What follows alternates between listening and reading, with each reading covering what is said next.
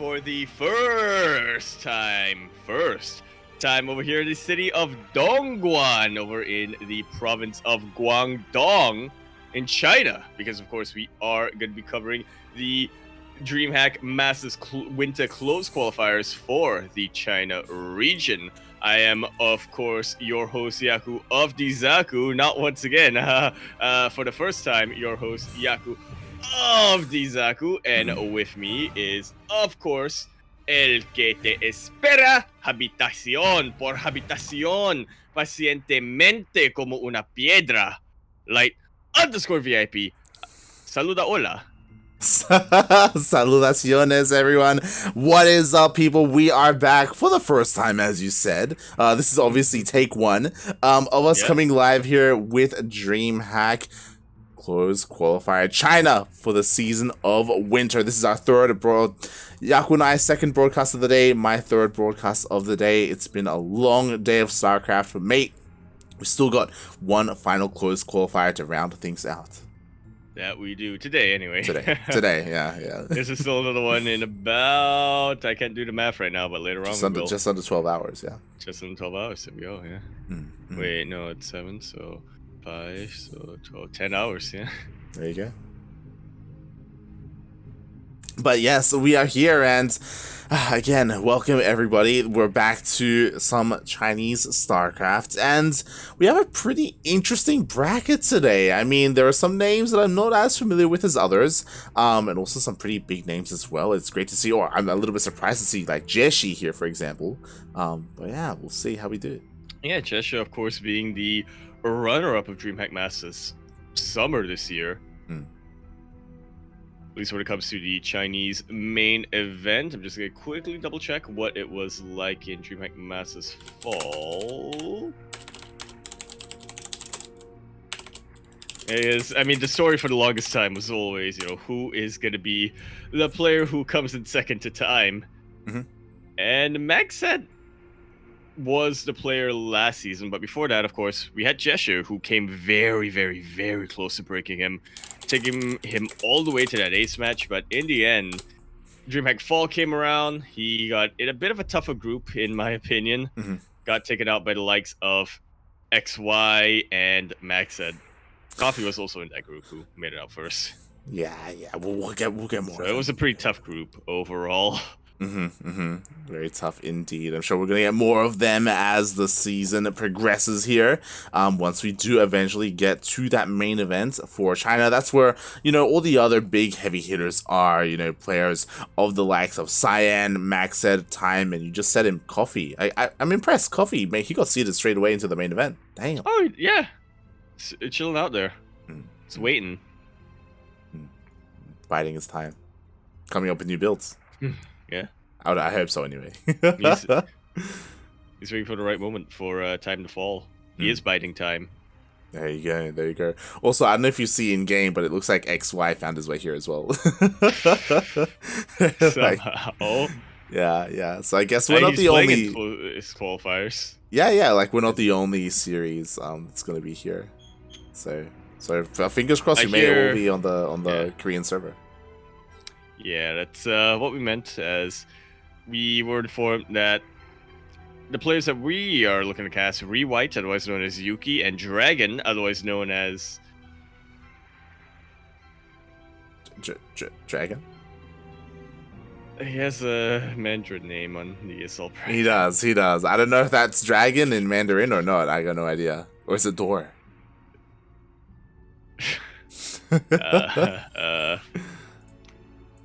Well, they decided to play on the Asia server, and we are more than happy to oblige them. It's a lot less finicky than the Chinese server, let me tell you. And, fingers crossed, we get to have all of our matches played on the Asia server. Yep. Fingers crossed indeed, as it looks like the players have finished up their vetoes. I'm not entirely sure what they were, as they were in Mandarin. But we at least know what map number 1 is going to be. This is the time. That it is, as, interesting, the lobby was made on the Korean server instead of Taiwan. I'm not sure if that's intentional. It looks like, the players are just making sure they're okay with when it comes to latency. Yeah, interesting. Mm. Might have forgotten about the option. Might have forgotten about the option to allow select server. Oh god. Also, a bit of a shout out to Oz Prodos. Thank you for the 100 bits. Awesome day of casting, guys. Hey, Thank you. you're awesome. I get it, cause Oz. I get it. It's a neat pun you did there. Sure. Meanwhile, it looks like there we go. We are getting ready. The players are ready. The casters are ready. We are diving into our first series. As a reminder, this is a best of 3, not a best of 5, so no predictions for our first series. Not quite yet. So it'll be a TVP, which I actually kind of didn't process here. Not gonna be our first TVP of the day. I mean, we were. I imagine there were a couple in the NA qualifiers that you've covered. Oh yeah, but yeah. I kind of like how we finished the Oceania/rest of Asia close qualifiers with a TVP. We start the Chinese close qualifiers with a TVP as well. That's just consistency. It is. There aren't too many Zerg players here. We may see one later on. The winner of this series may go up against Hyperion or Jeshi. We mentioned them earlier, but Jeshi is a bit of a favorite, so we'll see. We'll see if we get some Zerg later on. That we shall. To be determined. That it is. That it is. Meanwhile, we are just waiting to be loaded in. Hopefully, no one's lagging out. Hopefully, hopefully we're all good. Yeah. a little bit scared. Fingers crossed. My loading bar's getting there. Oh, Yuki's loading bar's getting there. We're in. We're good. Oh, okay then. Maybe. Yep. Yeah. My loading bar's on. Yeah, there we have it then. Over here, kicking things off on Romanticide LE, the first time for me at least today. Yeah, the first time. Ooh. That I'm casting Romanticide today. Here in the top left-hand corner map, starting all the way in the top left-hand corner, we of course have our green Terran player coming out from the land of China. He is here known as a bit of a barcode in the ESL bracket, known as a bit of a Mandarin character name, but we of course know him as Dragon. My lane does not want to hold onto that hat, okay? As spawning in the bottom right-hand corner of Romanticide LE, we have the Chinese Protoss player. He is red, representing Team Starlight Twinkle. Number 1. It is ReWhite.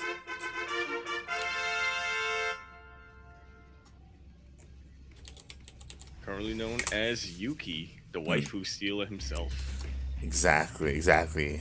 Hide your kids, hide your waifus. Well, just hide your waifus, because, mate, he's coming. Yeah. There's no interest in your kids.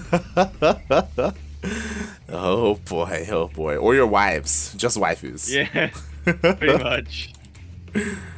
God. For those wondering, we were able to follow his... Yeah, we were able to follow his run throughout the open qualifiers, and kind of like the storyline that we saw was that every single one of his opponents had some kind of different anime waifu as their decal. And there was even a time where he had a rematch, and they just changed his opponent just changed his in-game clan tag.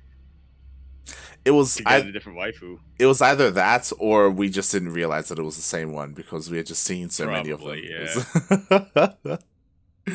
Oh god. All the waifus are blending together. Unless we were thinking of the open qualifiers for Taiwan, where we casted day 1, and then day 2 we casted the same player, but he had a different waifu. Yeah, that makes more sense to me. That may have happened as well. You know, it could have been both. It's blending together, man. It really is.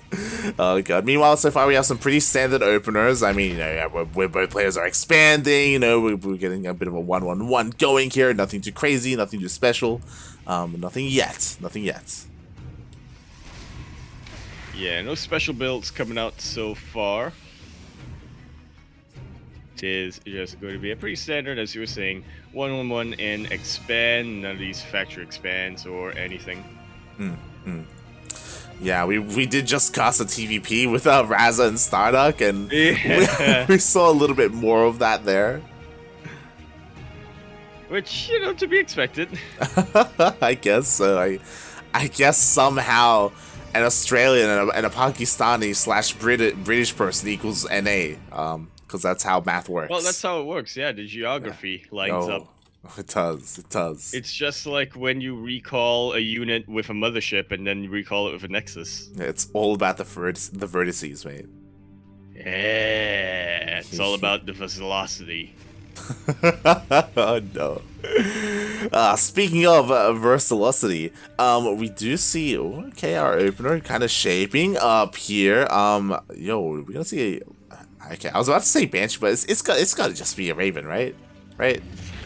Yeah. There are possibilities coming out here. I mean, Banshees aren't too common in TvP, but because it's not too common, I kind of want Dragon to get one now. Mm-hmm. Just to catch his opponent off guard. But yeah, the Raven is the much more standard choice. Dragon has not stopped his Marine production. He's getting 2 more Raxes. Yeah. Kind of important to note, he's completely skipped out on any initial drop with a medevac or any initial harass unless he sends his Raven across the map, which he shouldn't. Dragon is looking to just go for one very fast, very straightforward push to end the game. Yeah. Or at least get him ahead economically. Exactly. This is going to be a very dedicated push, we should say, because, we're going to have an NG Bay for +1. We're going to have Stim. There we go. Immediately starting here for our Terran player as well. There's our upgrades. So this is going to hit very hard. Not like your traditional 3 racks, which I think we did see in the qualifiers. I can't remember if it was for this region. Well, it's safe to say that if we casted the TvP series, we'd see a 3-Rax at least once. Very true, very true. But meanwhile, on the flip side of things, we do have a lot of Stalkers here. They do get scouted by Dragon, thankfully, especially because, again, we're going to have some high ground vision. We already have Blink as well. Like, with a lack of tanks, with 0 tanks, like, Dragon is so vulnerable to Blink Stalkers. He absolutely is. Ugh. I guess the important thing is that he didn't scout the Warp Prism. He sees the Observer now, though, and now he knows it's a possibility that he's going to go Blink right into the main base. He's to make sure that Yuki never gets high ground vision. The bunker somehow still stands. The Warp Prism is looking to pry that high ground vision. Oh my god, not just the And Warp Prism. as well. Yeah, but the Observer as well, as it is in Observer mode. Meanwhile, we do see him still trying to pounce down, and he does take down the bunker. The repairs were not good enough, mate. Just a second too late on that repair. Thankfully, there isn't much high ground vision that Yuki can take advantage of. I believe the Observer got sniped, auto turrets get thrown down, and it will repel the Stalkers for now, but at the cost of 10 SCVs. Yuki still has his Warp Prism, but the move command!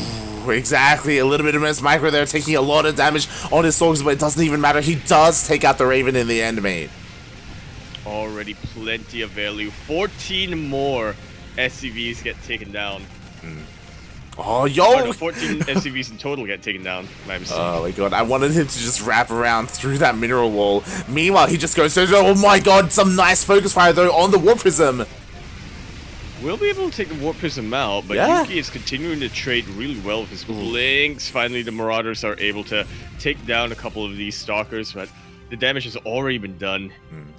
Dragon is down a mineral line, and his entire push that he wanted to go for, 150% stifled. Look at how much bio he's lost. Yeah. 19 Marines, 5 Marauders, plus that Raven.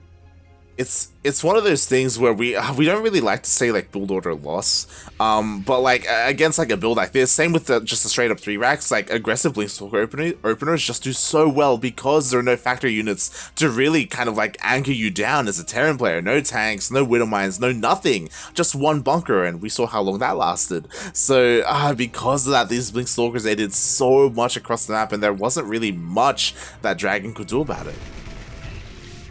Yeah, again, this was still a build where Dragon could have been able to hold if his reactions were that much quicker, but that's giving yourself a lot of unnecessary difficulty, isn't it? Yeah, and even then, like, it's like, yeah, if I play absolutely perfectly, I'll be safe against this type of style, but even then, I would say if you go for a different build, you don't have to play perfectly, and you'll be safe. Even then, I would say, like, even if he played perfectly, I think he would have still lost a lot. Yeah, true. Oh, God. Meanwhile, he's still going for the counterattack. You know, he still has all his upgrades, you know, +1, all that good stuff. So maybe he can try and find a way to come back here with this fight. Oh. Yeah, not that Colossus has anything to say about that, though. Yeah. It was looking a little exposed, but then the rest of the gateway units came in. A lot of connections for the Widowmines on top of these Zealots. You love to see that, and the Zealots are about to be taken out, but there's still plenty of Stalkers here, providing enough of a buffer for that Colossus. I'm not sure if you call it a win condition, but that is absolutely the key unit right now for Yuki. If that falls, the rest of the Gateway Army will fall with it. I'm just shocked. It's so exposed. I'm just shocked by how ReWhite is so greedy right now. So, one, he's posturing out on the map right here without the power of the shield batteries. Two, he's got a 4th on the way. Wait, mate, like, Dragon hasn't even taken his 3rd. It's still being built. It only just started, really. Jesus Christ. Yeah, conventional wisdom tells you that when your opponent attacks, don't expand, defend. Yuki is telling you that you can do both and get away with it. And he's doing it, man. He is. I mean, that's another saying in StarCraft, right? When your opponent does literally anything, attack, defend, and expand at the same time. There you go. That's all you gotta do. Meanwhile, again, these liberators are honestly really coming into play. They're really providing a nice staging ground here for Dragon, but ooh, both of them on siege and they both get taken out. Yeah, I guess to a lesser extent, the Liberators were kind of the Colossus for the Terran player. Yeah. He really needed them to maintain... They were the backbone of his army. He needed them to maintain his foothold, and now Yuki has taken him out. His own backbone is still standing strong and firm and flexible. He's moving forward with the rest of his army, and I don't really see Dragon doing much here unless he can get a full 180 surround. Yeah, he just barely has any army here, so he does get forced all the way back. At least he is getting his 3rd base up and running, but we mentioned it earlier. While he gets his 3rd, Yuki gets his 4th. Jesus Christ. Dragon gets his 4th, Yuki gets his 6th. That's Dragon gets his 5th, Yuki gets his 8th. That's how the math works out, mate. Meanwhile, all the other upgrades are coming in. Of course, we have our diversified splash damage. Archons are going to be coming into play alongside the Colossus and the Charge Lots. Jesus Christ.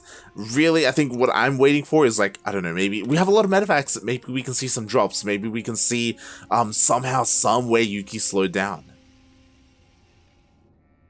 Fingers crossed. How would you feel about Dragon just double expanding from here? Yeah.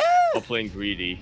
Yeah. I mean, why not? I would like take the expand and like take the maybe even the rich Vespene gas. I don't know how important the gas is at this stage of the game, but like, why not? You know, just do something out there. Considering he's going Ghost, yeah, he does want to prioritize that a little bit. Especially if he wants to keep a relatively low worker count and rely a bit more on mules, right? Yeah, true. Might as well get a rich Vespene gas. Very true. Meanwhile, unfortunately, Yuki's not going to give him that time because his army is posturing outside the base. We do have a bit of a Zealot run by into the natural, forcing the army to respond, leaving the front exposed for Yuki to push in. There was actually a mine there. Okay, there was a mine there. And now the front is exposed for Yuki to push in. Almost gets a surround, but the Warp Prism actually did get taken care of. The Warp Prism is still in the back of the main base. Not like it matters too much. The Vikings are trying to get something done. Was there something in the sky there for Yuki? Because those Vikings were not attacking the Colossus for quite some time. Oh my god, well, I mean, they were able to take out every single one of those Colossus as 3 Colossus went down in the end. Meanwhile, the War Prism, Jesus Christ, this is insane. 18 SCVs almost kills the main base. And he picks up a couple more SCVs and dips to the 3rd base once he sees the first sign of trouble. Oh my god, exactly. So even though Dragon will defend, he has lost so much. He's down to 42 workers. He lost a lot of his army as well in that engagement. I guess he kept some of his ghosts alive, so he will be able to use some of those EMPs, but he heard us about the rich Vespene base. Oh my god. He's like, I do want to keep a low SCV count. I should just mule. Wait a minute. It's like, I do want that gas. You're right. Yeah. He's like, I do want mules. If only I didn't play Protoss. Oh my god. Meanwhile, okay, decent EMP on some of the ghosts, but not on the Archons, not yet. Oh my god, he gets the rest of the army though. He really does. These Zealots have basically half the health, and the Archon gets immediately taken out, but look at the upgrades though. +1 armor means these zealots have 2 things of armor. And they are tanky regardless. They do have 2 things of armor, mate. They do. I don't know what the unit is called. I don't know what the unit of measurement is called for armor. Points? Points? Yeah. Okay, points. Okay. It sounds, I don't know if it's accurate, points. But it sounds better than things of armor. I know that much at least, Yaku. Alright. Yo, it's the man with things. He's gone for the upgrade. Oh, God. Alright, here we go. As Yuki, trying to push up a ramp into an Arc of Terran. Yo, again, Dragon taking a pretty nice fight. He's gonna be able to take out a Colossus. Once again, these Vikings are just relentless. I'm just really impressed with how efficiently Dragon's been trading. He's been on such a low economy for throughout this entire game. I mean, I feel like once he lost those 16 SCVs early on, he decided, you know what? I'm fine with being 20 SCVs below you. I'm just gonna get as good of an army as possible and trade as well as possible. That's a lot of friendly fire on those mines, though. Oh, it is, but you know what? Fighting here on the goddamn Funad Wooden Bridge is looking pretty good here for Dragon because, again, there was a really nice concave. Regardless, though, there's just too much of Protoss here. Just the wave of gateway units overwhelms him regardless. 4th base should go down. The Nova turned back. It pulled back to kill the Zealots, mate. Oh my God. Jesus Christ. That Disruptor deserved to be killed. That really Disruptor did. deserved to be exposed and murdered by the bio. Jesus Christ. But it did look like one of those things where, as there's still one Widowmine here. Maybe he thought there was a Widowmine there. I don't know. No, I'm pretty sure when he pulled back, he did select the Zealots to pull them back, but he also accidentally selected the Nova itself, so it just all pulled back. You can do that? Yeah. Wait, what do you mean? What do you mean? You control the Nova, Yaku? No, I know you control the Nova, but I always thought that it's not counted as a unit. So yeah. So if you box them, they all get selected? Really? Yeah. Alrighty then. I thought it was one or the other. Oh man, no. Same with Shades. Because I know Adept Shades, because I know Adept Shades are counted as a unit. Yeah.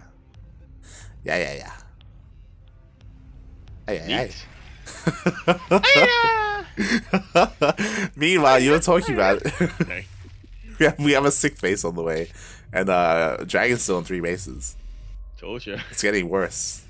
He's trying to land. That CC has been in the air for so long. It's been floating left and right. It's like, where can I land? There's nowhere safe. I just want to mine. There's nowhere safe to land, puppy. As Yuki does rotate over towards the north, there is a Widowmine, but the Widowmine, it can get taken out as well. The entire army has to rotate towards the north. Thankfully, there was a deeper here as a spotter, so Dragon has a little bit of time. Ooh, decent EMPs coming down. Liberators providing such a good backbone. This is actually kind of insane. I mean, this is one of the...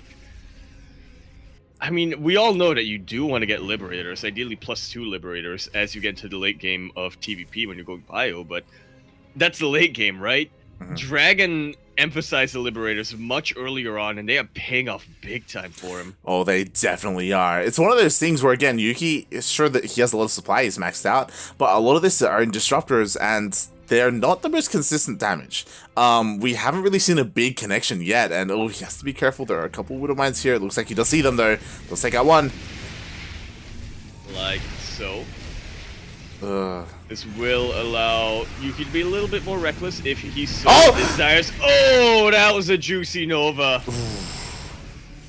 Big chunk of the bio, but Dragon is already looking to replace that. You know, despite the fact that Yuki is maxed out, or close to maxed out, the army supplies are relatively even. Not anymore, thanks to these DTs. Yeah, the DTs, they come in from behind. They decimate one of the mineralizers. We see a blink forward. The Liberators are finally dealt with, and now Yuki has the momentum, able to take out an entire base, and finally getting some connections with the Novas as he takes a 7th base. Told ya. Are we in Taiwan? Dragon gets a 5th. Are we in China? Whoa, Are we sure? whoa. Hear me out, Light. Hear me out. Okay, good. Yuki is the waifu stealer. Yo. Haas has a lot of waifus. Yo, mate, it's like he's like Haas's kryptonite. That's why he plays like him. It's like he's like the anti-Haas. Yeah. The dark matter Haas. Oh my god. It all makes sense. How do you think Haas acquired his waifus? Through stealing them. Oh my god. This is when we find out that really like Haas is the evil one and Yuki's just like misunderstood. I mean, I'm sure nobody would be surprised. True. Oh my god. Yuki's like, you made me who I am. Oh god. Back in the day, Yuki, he was like nice and happy with his waifu, you know, watching Crunchyroll together. Then Haas comes in with Funimation, and just destroys Crunchyroll, yeah. Kids. Ooh, decent Wintermine connection there, but gonna take more than one to take out these. Yep. Liberators, though, they Disruptors! Disruptors so exposed, the concussive shell! So many of them down! It only takes one, but he doesn't even get one! That is such a good hot pickup. Yeah, exactly. Immediately, two of the Disruptors do get picked off. Here we go. Can Dragon try and hold on here? Liberator's doing well, but they do want Siege! And it gives these Stalkers a little bit of an opportunity to blink forward. As efficient as the trades have been for Dragon, he's finally starting to run out of steam. He has 0 gas income right now, and he's struggling on the minerals. He looks like he's finally getting starved out. Yeah, exactly. It only took a matter of time. Let's look at this. He's got 1 mineral patch at the natural, literally nothing in the main, barely anything left at the third. Like, he can only just trade for so long, even though he's been trading so well. At the end of the day, you know, you do need more than 3 bases. You really do. Oof. That's like, you need more than 3 waifus. Apparently. Question mark? Oh god. That's Haza saying, mate. He can never have enough waifus. As Yuki is finally pushing up this ramp, the Liberator goes down, and Yuki proving to us all, mate, if you want to go up against a 3-base Terran, you need 7 Nexuses. Yeah, I mean, that just makes it even, right? Mules, man. That's the only way to make the economies even. GG is called Yuki, otherwise known as ReWhite, not to be confused with ReZero, which is the name of an anime, but also the name of his teammate. True. We'll take game number 1 of this best of 3 pre-qualifier. G.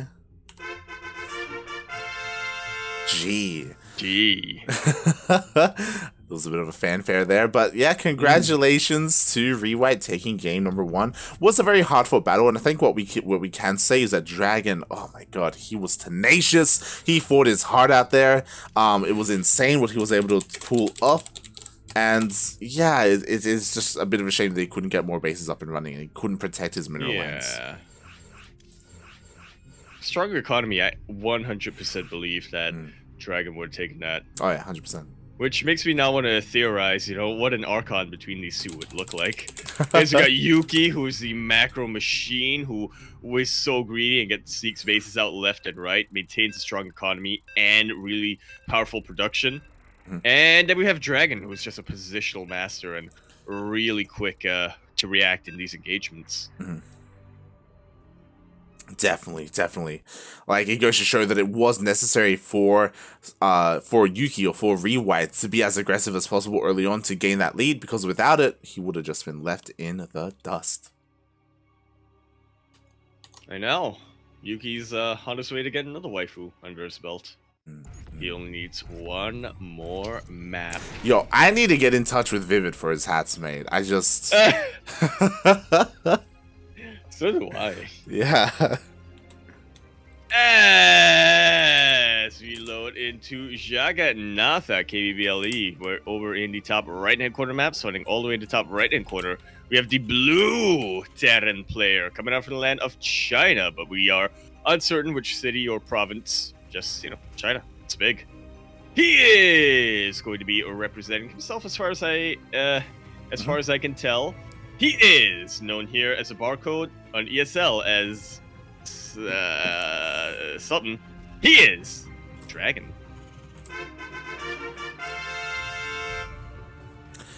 And spawning in the bottom left-hand corner of Jagannatha LE, we have the Chinese Protoss player. He is red. He wants hide your wife, hide your kids. No, more importantly, hide your waifus. It is ReWhite, aka Yuki. Oh my. Oh my. Oh my. As what players are. Opening up fairly standard. My eye is glued to this probe to see if it eventually decides to go for a bit of a proxy. Yuki isn't shy to do those if he feels significantly ahead, or if he feels like he's decently better than his opponent. But you know, it was a close game number 1, so he is respecting Dragon quite a bit. Yeah, I'm not gonna lie. I am a little bit concerned for Yuki, aka ReWhite, in the rest of this series. Like, game 1, I feel like we're we do have a little bit of a misplaced. Off-center, but yes, he's Terran. It's fine. So, yeah, he can lift. It's okay. Yeah, well, he can lift, bro. He can lift. But I'm concerned just because Jagannatha is one of those maps where you can expand quite freely and take a lot of bases without too much hindrance, right? On some of these smaller maps, it's going to be more difficult to pull that off, which means I want to give the edge to Dragon a little bit, especially with a very fast concussive shell, mate. Ooh, that's a concussive shell before even stim. Yo. 3 racks on the way, but Yep. yeah, I'm curious as to why you would get concussive shell before stim. I guess he just wants to be as aggressive as possible across the map. Yeah, it's one of those things where if you prioritize concussive shell, you can go across the map earlier on and maybe wreak some havoc, you know, maybe take out some pylons and deal some damage early on, and then go for a follow-up stim timing, I guess. As there we go, stim is on the way, concussive shell is done. Now we can move out. Dragon doesn't quite reveal his hand. I mean, Yuki knows the Marauders come in, and that should be enough. How will he prepare back home? Shield batteries are on the way.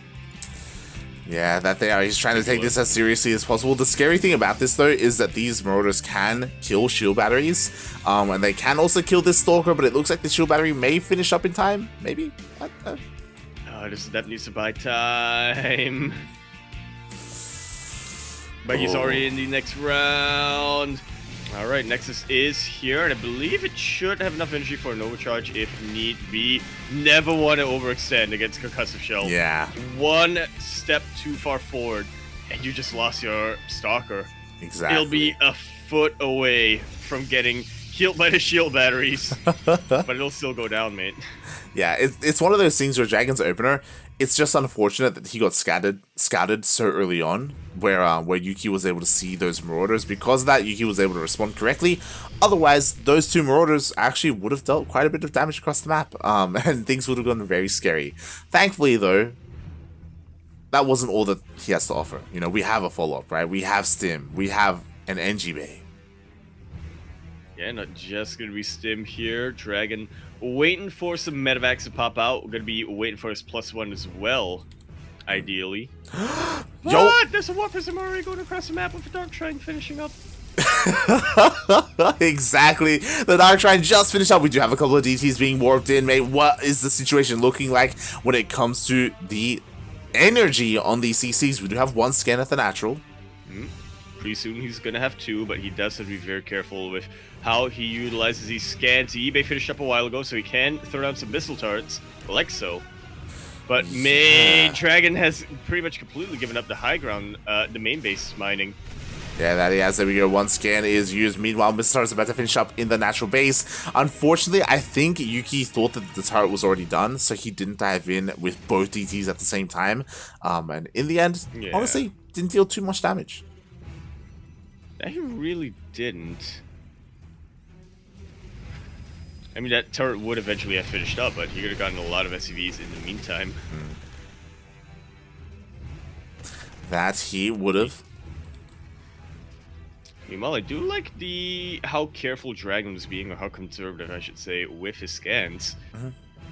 He waited until his army was in position. He scanned once, and then he just made sure he was getting the turret in the low ground, so he didn't have to utilize 2 scans.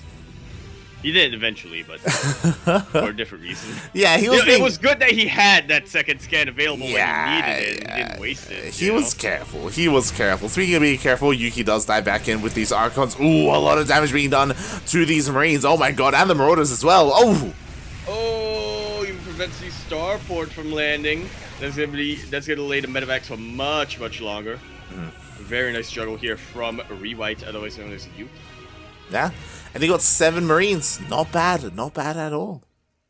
Yeah, chips away at the bio as well, just weakening the push significantly by the time it goes across the map. Well, this is a push that already wanted to be across the map. Like +1 is about to finish up. Like this is the timing for Dragon, and unfortunately, he's just stuck at home trying to defend against Archons. This is very much Yuki's MO, isn't it? Keep my Terran opponent back as long as possible. Meanwhile, I'm gonna go full Haas on ya. Expand left and right. A Nexus per waifu.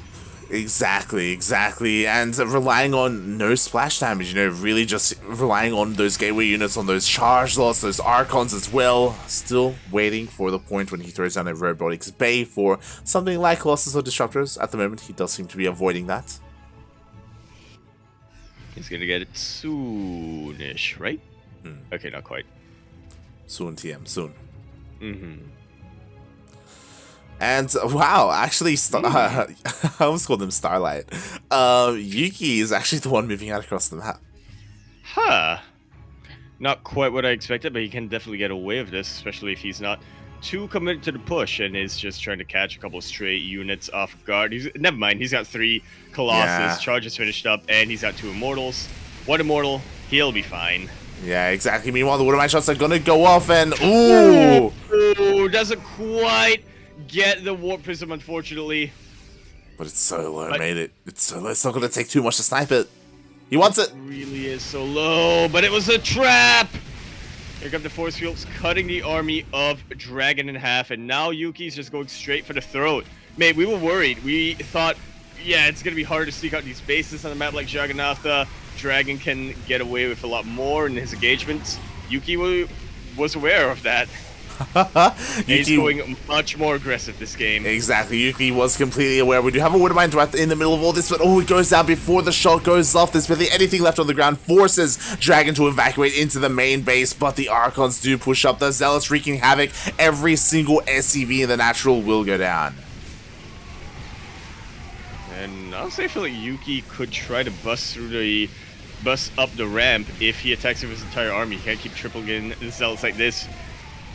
Decent force field, I suppose, but I also kind of feel like that plays into the Terran player a bit more. Yeah, it was a little bit congested there, to say the least, and Yuki had a pretty hard time pushing up that ramp. It does back off in the end, but mate, he dealt plenty of damage, more than enough.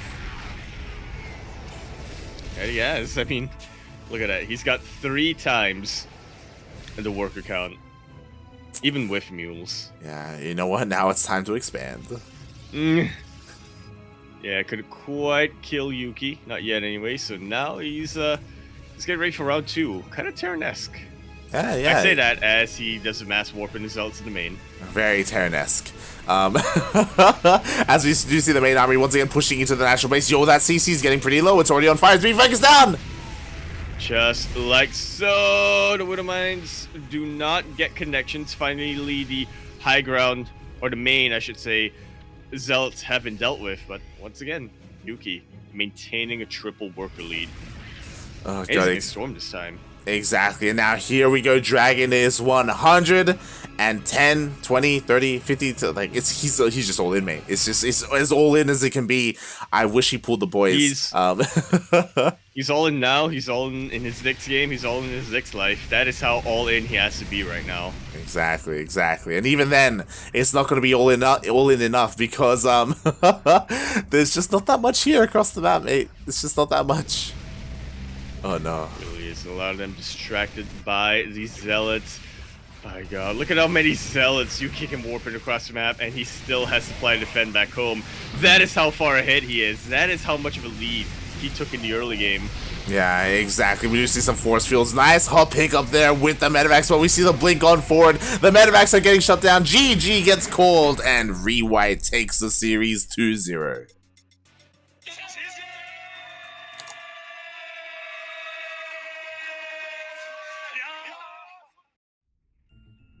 moving on to our best of 5 qualifying match in quick fashion. I was not expecting that particular series to go by that quickly.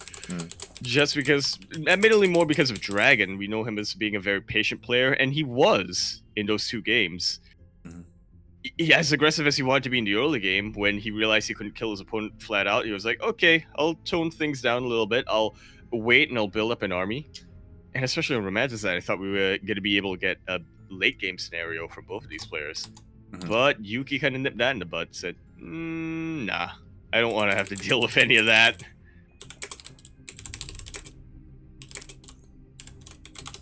Yeah, exactly. In the end, it was just too much there from ReWhite, man. It was just far too much. I do appreciate the different styles that we saw, right, in game 1 and game 2. I appreciate him trying to sneak out those DTs here in this series. It was fun to see.